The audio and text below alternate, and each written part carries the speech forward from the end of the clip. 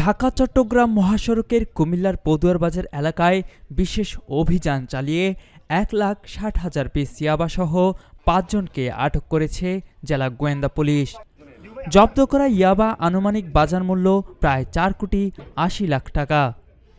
18 June বৃহস্পতিবার দুপুরে পদুয়ার বাজার এলাকায় গণমাধ্যম কর্মীদের উপস্থিতিতে একটি কাভার্ড ভ্যান কেটে ইয়াবা চালান উদ্ধার করে পুলিশ। কুমিল্লার পুলিশ সুপার মোহাম্মদ আনিসুজ্জামান জানান, 14 গ্রাম এলাকা থেকে একটি প্রাইভেট কারের স্কটের মাধ্যমে ইয়াবার চালান ঢাকামুখী হয়ে যাচ্ছিল। গোয়েন্দা পুলিশের সদস্যরা প্রাইভেট কারটির চালক ও যাত্রীদের জিজ্ঞাসাবাদ করলে তারা স্বীকার করেন যে একটি কাভার্ড ভ্যানে লবণ পরিবহনের আড়ালে ইয়াবা পাচার করা হচ্ছে। তাদের দেওয়া তথ্যের ভিত্তিতে পদুয়ার বাজার এলাকায় কাভার্ড ভ্যানটি আটক করা হয়।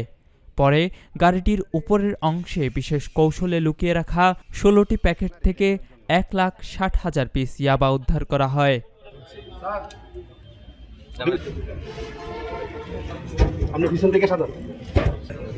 এই ঘটনায় আটকরা হলেন কাভার্ড ভ্যানের মালিক সিরাজগঞ্জের শিপন শেখ, প্রাইভেট কার চালক রুবেল, যাত্রী সোহেল রানা, কাভার্ড ভ্যান চালক মোজাহের শেখ এবং হেলপার সুরুজ হোসেন।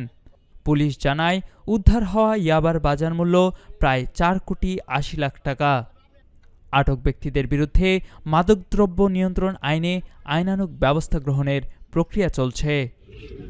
যে মালিক, তার নাম শিপন শেখ, সেই কক্সবাজার থেকে এই কাভার্ড ভ্যানটিকে স্কট করতেছিল, মানে কাভার্ড ভ্যানে ইয়াবা ছিল এবং সে প্রাইভেট কার নিয়ে সামনে যাচ্ছিল। তো আমরা গোয়েন্দা তথ্যের ভিত্তিতে, আমার তথ্য ছিল, আমরা প্রথমে তাকে আটক করে জিজ্ঞাসা করি, গাড়ি তল্লাশি করি, কিন্তু বলে যে কাভার্ড ভ্যান আছে। তখন কাভার্ড ভ্যানটিও আমরা আটক করি এবং কাভার্ড ভ্যানের যে নাম্বারটি সেটি ভুয়া নাম্বার প্লেট। তো প্রাইভেট কারের যিনি কাভার্ড ভ্যানের যিনি মালিক শিপন শেখ, বয়স 25, তার বাড়ি হচ্ছে সিরাজগঞ্জ। সে কাভার্ড ভ্যান ব্যবসা করে, তার 4টি কাভার্ড ভ্যান আছে। মূলত এর আগেও সে ফেন্সিডিল ক্যারি করেছিল, তার বিরুদ্ধে মামলা আছে। আমাদেরকে একটু সময় লাগবে আমরা কতগুলো মামলা আছে বের করতে, কারণ আমরা স্পটে মাল ধরে স্পটেই আপনাদেরকে ডেকে আমরা লাইভ আপনাদেরকে জানাচ্ছি।